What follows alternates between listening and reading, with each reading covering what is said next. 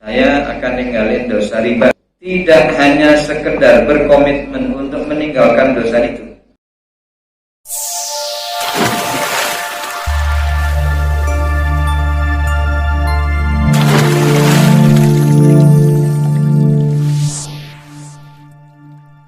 Assalamualaikum warahmatullahi wabarakatuh. Jumpa lagi kita di Rudy Krosok Channel, channelnya edukasi, informasi, dan hiburan. Selamat pagi. Kali ini kita akan melanjutkan bahasan Ustadz Asip Abdullah LC tentang dosa besar serta ciri-cirinya agar kita bisa mewaspadai dan menghindarinya. Kajian subuh di Masjid Nurul Amal Swadaya 7 Gunung Terang Bandar Lampung ini terbuka untuk umum, muslim dan muslimah. Marilah kita simak kajian dari Ustadz kita. Namun sebelumnya bagi sobat-sobat yang belum subscribe channel ini tolong segera di-subscribe, share dan bunyikan loncengnya. Karena membantu sesama juga merupakan ibadah. Terima kasih. Bismillahirrahmanirrahim. Assalamualaikum warahmatullahi wabarakatuh. Alhamdulillah bi ni'matihi tatimmus shalihat. Wassalatu wassalamu ala nabiyyina Muhammadin sallallahu alaihi wasallam wa huwa sayyidul anbiya'i wal mursalin wa ala alihi wa ashabihi wa man tabi'ahum bi ihsanin ila yaumil qiyamah amma ba'd. Rabbi shrah li sadri wa yassir li amri wahlul 'uqdatam min lisani yafqahu qawli. Yaqulu Allah ta'ala fi kitabil karim a'udzu billahi minasy syaithanir rajim. يا أيها الذين آمنوا اتقوا الله حق تقاته ولا تموتن إلا وأنتم مسلمون. Ma'asyiral muslimin wal muslimat seluruh jamaah kajian, a'azzakumullah. Syukur yang tiada tara dengan kegembiraan yang tiada tara pula kita aturkan dan kita sampaikan kepada Allah atas segala karunia dan nikmat yang saat ini masih diberi. Dengan kenikmatan yang Allah berikan, kita masih bisa menjalankan laku utama kita sebagai hamba Allah, yaitu melaksanakan kewajiban-kewajiban kita sebagai hamba-Nya. Dan mudah-mudahan ibadah ini adalah ibadah yang menjadi bagian pokok dari kehidupan dan gambaran keimanan kita kepada Allah Subhanahu wa Ta'ala. Karena iman dan Islam laksana seperti dua sisi mata uang yang tak terpisahkan. Dua-duanya saling melengkapi dan menyempurnakan. Siapa orang yang beriman kepada Allah dan 5 rukun iman lainnya, maka kesempurnaan dari imannya adalah mengaktualisasikan rukun Islamnya. Sehingga ketika dua-duanya sudah bisa berjalan beriringan secara bersamaan, maka hal yang akan kita dapatkan pada fase dan tahapan berikutnya adalah al-ihsan, yaitu bagaimana kita mengaktualisasikan ibadah kita kepada Allah, di mana kalau kita tak mampu melihatnya, maka yakinlah Allah yang melihat apa yang kita lakukan sebagai hamba-Nya. Termasuk apa yang kita lakukan pada pagi hari ini setelah selesai sholat subuh, kita melaksanakan kegiatan taklim hingga waktu syuruk. Baik Bapak Ibu yang insyaallah dirahmati Allah, materi kita masih melanjutkan dari kitab Al-Adabul Mufrad yang ditulis oleh Al-Imam Al-Bukhari. Dan hadis yang akan kita angkat adalah hadis yang berkaitan tentang pesan Ibnu Umar kepada Faisalah bin Mayyas. Karena memang cerita utamanya adalah kaitannya dengan pengaduan dari Faisalah kepada Ibnu Umar. Tapi mengawali dari sebuah cerita yang disampaikan dalam hadis ini adalah Faisal bin Mayyas mengatakan dalam hadis ini begini, kuntu ma'an Najdad. Saya dulu pernah tinggal di satu perkampungan, di dalam satu komunitas kaum yang bernama Najdad. Fa asabtu dhanuban illa la araha illa minal kabair. Dan aku pernah melakukan beberapa dosa yang dimana aku tidak melihatnya kecuali dosa itu kategori termasuk dosa besar.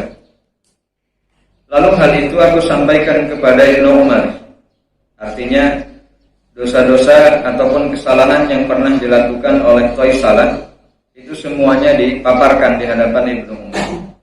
Lalu setelah Ibnu Umar mendengar, maka terus kemudian beliau mengatakan, "Mahia, dosa apa itu?" Maka terus beliau menjawab, "Qultu kadza wa kadza," yaitu begini dan begini. Namun sebelum itu, sebelum mendalam kita bahas masalah fragmen pembicaraan singkat antara Ibnu Umar dengan Thaisalah, maka di awal hadis Thaisalah bin Mayas mengatakan kuntu ma'najdad, karena ini nanti ada korelasi yang akan kita tarik. Saya dulu itu pernah lama tinggal di satu komunitas kaum yang bernama kaum Najdad. Maka yang menjadi pertanyaan kita, apa atau siapa kaum Najdad itu? Kalau Bapak Ibu buka dalam catatan, baik itu mungkin di dalam buku atau bahkan mungkin googling, bisa dapati satu keterangan bahwa Najdad adalah underbo-nya kaum Khawarij. Underbo itu anak bawang kali ya. Jadi kalau bahasa politik itu ada sayap kanan, sayap kiri, lalu kemudian ada organisasi-organisasi yang ada di bawah organisasi inti. Itu yang disebut dengan Najdad. Jadi Najdad ini adalah satu komunitas kaum yang afiliasinya ke kaum Khawarij. Maka yang menjadi pertanyaan berikutnya adalah siapa kaum Khawarij itu? Kaum Khawarij adalah kaum yang menyimpang dari ajaran Ahlus Sunnah wal Jamaah. Jadi sudah keluar dari jamaah, mendirikan madhab sendiri, memiliki akidah sendiri, memiliki fikih sendiri, dan memiliki pola pikir sendiri, komunitas sendiri. Artinya bahwa baik Khawarij maupun Najdad adalah kaum eksklusif, yang kemudian kita sebut di masa sekarang menjadi kaum yang kemudian tidak bisa menerima jamaah lain kecuali sudah berbaiat mungkin. Nah, kembali kepada cerita ini bahwa Thaisalah bin Mayas pernah lama tinggal bersama dengan kaum Khawarij. Ngomong gampangnya begitu aja lah. Apa madhab yang kemudian dimiliki oleh kaum Khawarij itu? Satu di antaranya tidak membedakan mana dosa kecil dan mana dosa besar. Ini madhabnya, akidahnya Bapak Ibu. Jadi semua dosa yang dilakukan oleh seorang muslim itu langsung masuk kategori dosa besar. Padahal dalam akidah Ahlus Sunnah wal Jamaah yang kita kenal ada klasifikasi dosa yang dilakukan tergantung dari tingkat dosa yang dilakukan itu apakah termasuk dari dosa kecil atau termasuk dosa besar. Dan untuk bisa membedakan mana dosa kecil dengan mana dosa besar adalah bagaimana pandangan Quran dan Sunnah berkaitan tentang dosa itu. Misal, dosa yang dilakukan oleh seseorang di antara dua waktu sholat, lalu kemudian dosa itu serta-merta langsung dihapus dengan sholat yang dia kerjakan pada tahapan berikutnya, maka secara otomatis dosa itu masuk kategori dosa kecil. Buang sampah sembarangan, mungkin kecil ya, dianggap sepele, seperti dengan naik motor lalu kemudian buang sampah di motor di pinggir jalan gitu. Kalau ini dilakukan satu orang mungkin tidak masalah, tapi kalau dilakukan sejuta orang, sejuta umat, itu baru problem. Mungkin ini masuk kategori dosa kecil, mungkin. Begitu kita melakukan sholat, misal kesalahan itu kita lakukan di antara waktu subuh dengan waktu zuhur, maka begitu kita melaksanakan sholat zuhur, dosa buang sampahnya tadi itu serta-merta diampuni oleh Allah Subhanahu wa Ta'ala. Ini yang dimaksudkan dosa kecil. Ya, dimaksudkan dosa kecil. Tetapi dengan dosa besar berbeda. Tidak hanya sekedar berkomitmen untuk meninggalkan dosa itu. Saya akan ninggalin dosa riba misal. Tapi ternyata hanya bersifat temporal, sewaktu-waktu. Lalu kemudian besok kembali lagi kepada kebiasaan yang lama, main lagi dengan permainan riba. Maka dosa yang demikian tidak akan diterima taubatnya oleh Allah Subhanahu wa Ta'ala kecuali memiliki syarat-syarat yang harus dipenuhi. Pertama, komitmen yang kuat untuk meninggalkan dosa itu. Kemudian yang kedua, mengganti yang lalu dari dosa-dosa yang lama dengan amalan-amalan soleh di masa berikutnya. Kemudian yang ketiga, berkomitmen kuat untuk tidak mengulangi lagi dosa tersebut. Ini baru yang kaitannya dengan dosa besar. Dan kalau kemudian dosa besar itu dikaitkan dengan muamalah basyariyah, hubungan antar manusia, maka Allah tidak akan mengampuni sebelum itu dilakukan rekonsiliasi ataupun perbaikan antar sesama.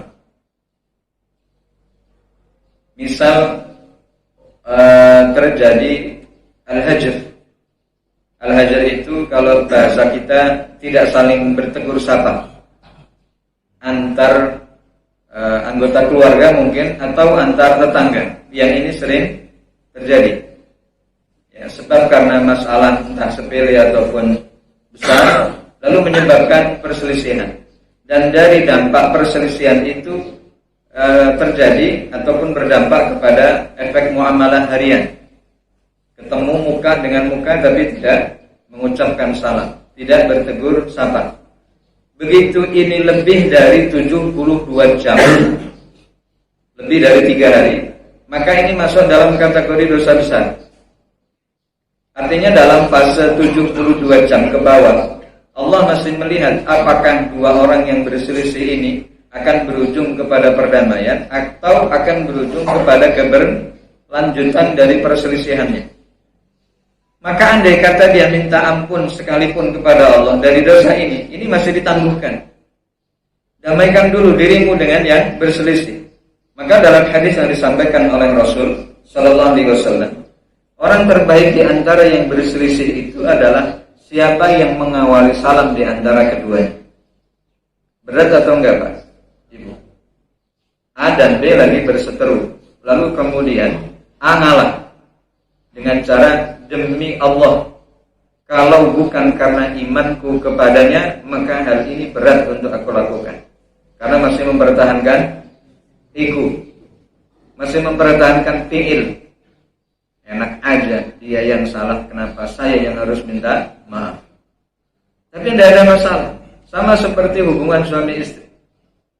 Walaupun mungkin istri yang salah, tapi biasanya kan istri jauh lebih besar egonya dibandingkan dengan suami. Dia yang salah, suami yang harus minta maaf. Iya enggak, Pak? Enggak ya? Enggak. Iya?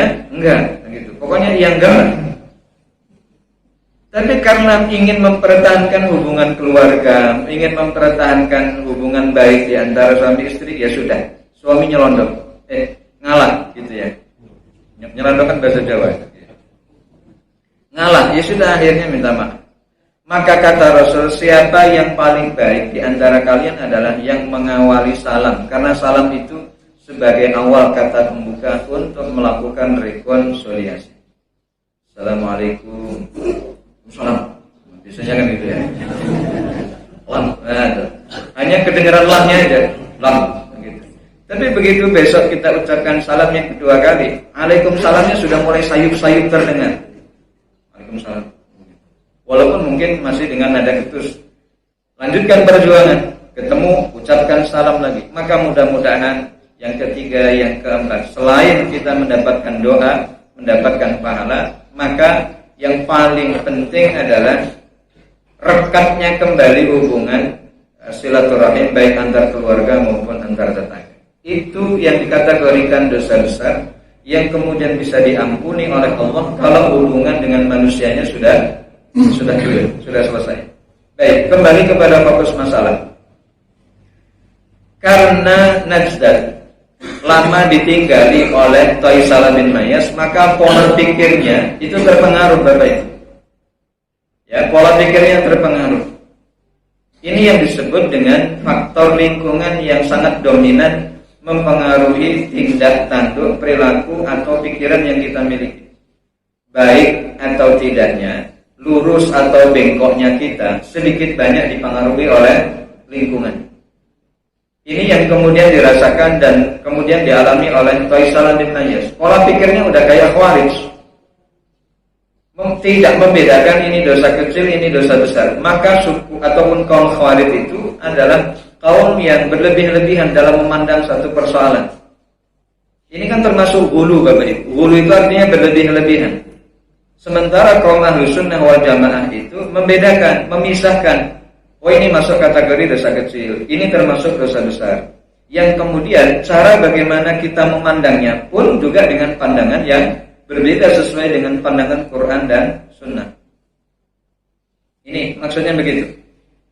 Begitu dia sudah meninggalkan komunitasnya, lalu kemudian ketemu dengan seorang sahabat yang bernama Ibnu Umar radhiyallahu anhu, lalu kemudian beliau ingin bertanya kepada orang yang layak dipandang bahwa beliau ini bisa menghilangkan kerisauan dalam hatinya.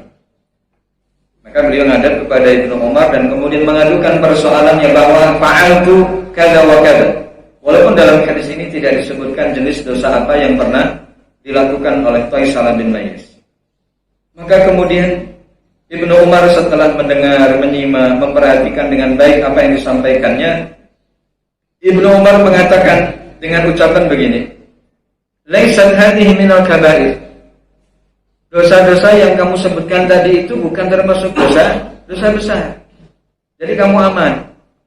Aman itu dalam artian bahwa tidak perlu risau, walaupun ini juga bagian dari ganjalan hati.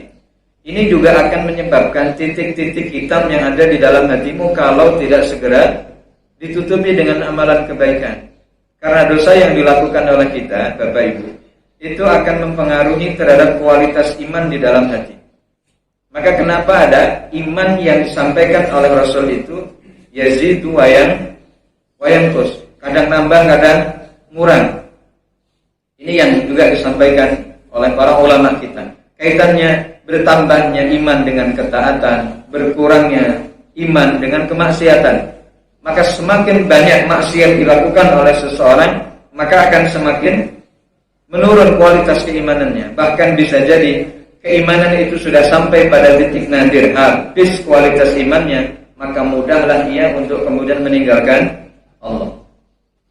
Maka orang yang meninggalkan iman, orang yang meninggalkan Allah itu berarti orang yang sudah menanggalkan imannya kepadanya, sebab karena membiarkan hatinya dalam keadaan sakit sampai pada akhirnya mati. Maka orang Muslim yang hatinya mati, sudah tidak ada hal yang bisa kita lihat kecuali kekufuran yang ada di dalam dirinya. Baik dia kufur nikmat ataupun kufur akidah, sampai pada akhirnya annahu qad irtadda 'anil Islam, keluar dari agama Islam. Hari ini dapat nikmat, besok dapat musibah. Begitu dapat musibah dia mengatakan Rabbi ahanan, seperti gambaran yang Allah sampaikan dalam surah Al-Fajr. Tuhanku menghinakan diriku. Tapi kemarin pas dia dapat nikmat, Rabbi akraman, Allah memuliakan diriku. Jadi musibah itu dianggap menghinakan, dianggap bahwa Allah tidak sayang, Allah tidak memperhatikan. Nah, kalau Allah sudah tidak memperhatikan saya, sudah, sebaiknya saya juga tinggalkan dia. Akhirnya keluar dari agama Islam, murtad. Sebabnya sepele, hanya dapat masalah, dapat musibah, dianggap Allah sudah tidak sayang, Allah tidak memperhatikan. Padahal siklus kehidupan manusia itu yang tidak sepi dari dua hal itu. Kan ya tidak mungkin Bapak Ibu, kehidupan kita itu disertai dengan kehidupan yang bergelimang dengan kesenangan. Dan tidak mungkin juga kehidupan kita itu selalu dicampuri dengan kesedihan. Yuk kadang ketawa, kadang nangis. Yang biar suki, dulu kaya, sekarang kaya misalnya. Kalau dulu miskin sekarang kaya, wajar. Kalau dulu kaya sekarang miskin, ya wajar. Semuanya wajar. Tidak ada yang kemudian dianggap ini sebuah penghinaan, dianggap sebuah pembiaran, dianggap sebuah kezaliman dari roh kepada makhluk, lalu kemudian dia meninggalkan Allah. Na'udzubillah. Kesimpulan yang kita dapati adalah apa Bapak Ibu? Lingkungan punya pengaruh besar untuk pembentukan pola pikir yang kita miliki. Sehingga kenapa? Kalau kita tinggal di satu perumahan, yang selalu kita perhatikan adalah lingkungan. Lingkungannya seperti apa? Dekat nggak dengan masjid? Atau ada nggak masjidnya? Kalau jenengan tinggal di satu perumahan, lalu tidak ada masjidnya, pertanyaannya jenengan sholatnya kemana? Sementara kita ini sudah berkomitmen, piye carane pokoknya Gimana caranya? Pokoknya harus sholat di masjid, kan gitu. Harus di masjid. Sementara tidak ada masjid, maka menjadi sebuah pertimbangan. Saya nggak jadi ngambil kaplingan di sinilah. Kenapa? Karena nggak ada masjid. Atau begitu tanya kepada agentnya, misal, Pak, di sini nanti mau dibangun musola enggak? Kayaknya dari developer ataupun dari yang punya tanah tidak menginfakkan tanahnya untuk masjid, Pak. Dah, berarti tidak usah dipilih. Karena sampai kapanpun di situ tidak akan ada masjid. Sementara kalau sudah dikapling-kapling ya sudah pasti untuk dibisniskan. Kecuali dia mengatakan, oh ada Pak di tengah-tengah komplek, ke depan nanti akan ada masjid. Berapa luasnya? 20 kali 20 misal. Oh besar ini berarti. Bisa berpotensi untuk bisa jadi masjid. Ataupun minimal musola. Itu yang kemudian kita jadikan sebagai pelajaran dari kehidupan Faisalah bin Mayyas, bahwa kita punya keluarga, kita punya istri, kita punya anak, menempatkan mereka dalam satu komunitas adalah hal pokok bagi kita untuk membersamai mereka baik atau buruk. Ya, ini yang kemudian dialami oleh Faisalah bin Mayyas selama tinggal di kaum Khawarij, sehingga pola pikirnya ya begitu, kayak kaum Khawarij. Terus kemudian akidah kedua yang kemudian dimiliki oleh kaum Khawarij ataupun undergunya, yaitu kaum Najdan. Tidak sah seorang kepemimpinan kalau itu tidak berasal dari mereka. Jadi kalau di luar dari komunitas mereka, kepemimpinannya dianggap tidak sah. Artinya pemimpin harus dari mereka. Jadi siapapun yang jadi pemimpin itu dianggap bukan pemimpin. Maka tidak wajib kami mengatakan sami'na wa ata'na. Tapi kami hanya mengatakan sami'na wa asaina. Kami mendengar dan kami mendurhakai atas perintah itu. Karena bagi kami imam yang layak untuk dijadikan sebagai pemimpin sam'an wa ta'atan adalah pemimpin yang berasal dari kami. Kalau enggak. Itu ciri kaum yang menyimpang, Pak. Ya, ciri yang menyimpang adalah kalau ini kita afiliasikan kepada kaum Najdan ataupun Khawarij. Misal ada Khawarij Ribon. Ya, ada Khawarij Ribon. Lahir kembali. Perhatikan bagaimana cara pikirnya. Begitu dia mengatakan bahwa kalau bukan dari pemimpin kami, maka kepemimpinan secara umum tidak sah. Ini berarti pola pikir yang sudah ada sejak zaman sahabat atau bahkan sejak zaman Rasul sallallahu alaihi wasallam. Berarti ini tidak benar. Karena bagi kita Ahlus Sunnah wal Jamaah, siapapun pemimpin kita, asalkan dia sudah dipilih secara aklamasi dengan sistem yang berjalan di negeri itu, maka kita tidak boleh untuk mengingkarinya. Maka nanti kita juga lihat pesan apa yang disampaikan oleh Rasulullah sallallahu alaihi wasallam kepada Abu Dzar. Ya, bukan, kepada Abu Darda. Apa yang beliau dengar dari Rasul sallallahu alaihi wasallam berkaitan tentang loyalitas seorang muslim terhadap kepemimpinan seseorang. Baik, maka kemudian melanjutkan pembahasan ini, Ibnu Umar mengatakan hunna tis'un. Hei, tak salah kata beliau. Saya akan nyebutin 9 dosa, kata beliau, yang kalau ini ada pada apa yang pernah kamu lakukan, saya sepakat bahwa ini termasuk dosa besar. Ya, walaupun Bapak Ibu, 9 dosa yang dikategorikan besar dan kemudian disebutkan oleh Ibnu Umar tidak menggambarkan bahwa dosa besar itu jumlahnya hanya 9. Maka perlu ada literasi ya yang kemudian kita dapati baik dari Quran maupun Sunnah untuk memperkaya pengetahuan kita. Sebetulnya yang masuk kategori dosa besar itu apa saja? Maka kalau mau dikorelasikan, misal pembahasan ini ada di dalam kitab yang ditulis oleh Imam Az-Zahabi, yaitu dengan judul buku Al-Kabair, dosa-dosa besar. Maka di situ dicantumkan puluhan item yang menyebutkan tentang dosa-dosa yang masuk dalam kategori dosa besar. Kenapa? Karena beliau menyampaikan itu kaitannya dengan ciri-ciri dari dosa besar itu adalah wa'dun wa wa'idun syadid. Ada ancaman luar biasa yang dikaitkan dengan amal perbuatan kepada pelakunya. Diancam dengan hilangnya keberkahan, diancam dengan azab di alam barzah, diancam dengan alam kubur ataupun diancam dengan siksa di akhirat. Maka begitu ancaman ini datang dari Quran dan Sunnah, ini masuk dalam kategori dosa besar. Itu cirinya Bapak Ibu. Ya, ciri dari dosa besar itu adalah ancaman yang kemudian datang. Warningnya itu bukan hanya sekedar lampu kuning, tapi ini sudah merah. Kalau kuning itu mungkin masih masuk kategori dosa kecil. Peringatan untuk tidak boleh dekat-dekat.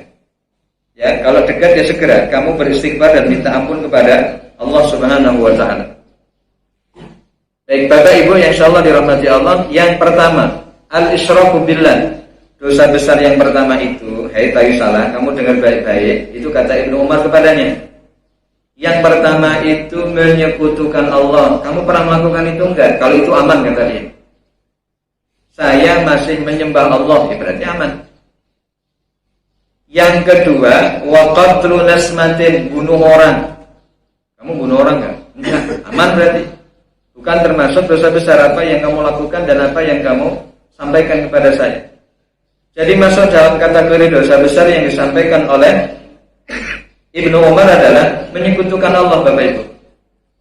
Di dalam banyak dalil yang kita dapati kaitannya dengan dosa, menyekutukan Allah itu selalu dimasukkan ke dalam dosa besar yang pertama.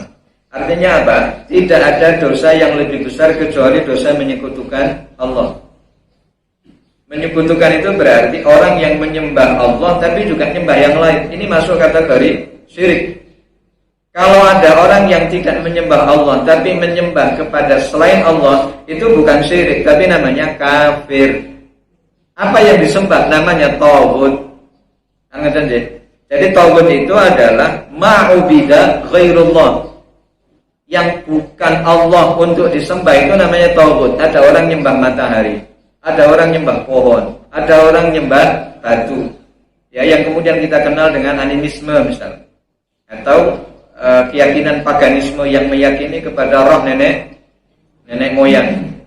Ya, dianggap bahwa mereka yang sudah mati itu masih memiliki kekuatan yang berdampak kepada anak cucunya, sehingga mereka wajib untuk menyembahnya. Hal yang demikian masuk dalam kategori tindakan kafir, tidak beriman kepada Allah tapi beriman kepada yang lain. Muncul kalimat syirik ini sebab karena awal bagaimana kejadian bermula ketika Rasul berdakwah.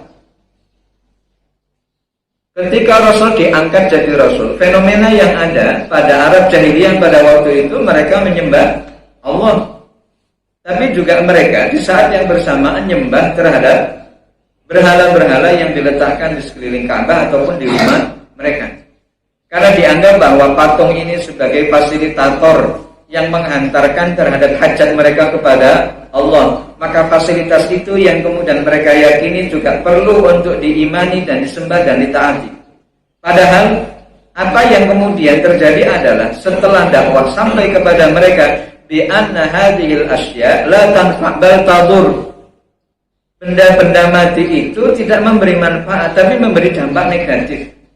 Itu sudah dijelaskan oleh Rasul.